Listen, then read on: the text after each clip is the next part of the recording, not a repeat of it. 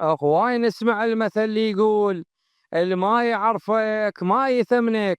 قبل اكو رجال عالم من علماء الشرق راح للحج وكان وياه قافلة من الحجاج، وبعد ما خلصوا مناسك الحج مروا على مدينة حائل بشبه الجزيرة العربية، وبهالمدينة عزمهم الأمير، عزم القافلة والأمير كان هم عنده ضيوف بمجلسه.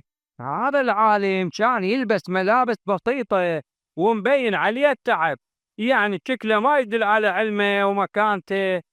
فدخل وقعد بالمجلس ويا باقي الناس وما حد عرفه ولا حد رحب بيه بشكل خاص. المهم كان اكو نقاش بين علماء حائل بمسألة صعبة، او حاولوا يلقوا لها حل بس ما قدروا يحلونها. فهنا قام هذا الرجال اللي ما حد يعرفه وحكى حكي كله حكمة وعلم، وطرح المسألة بشكل خلى الكل ينبهر بيه. انتمعوا وتأكدوا من علمه، قاموا وسلموا عليه، اعتذروا منه، رحبوا بيه، والأمير هم اعتذر منه وقال له الما يعرفك ما يتمنك، يعني الما يعرف قيمتك ما راح يقدرك عديل. وإذا عجبكم المثل خلونا لايك ومتابعة.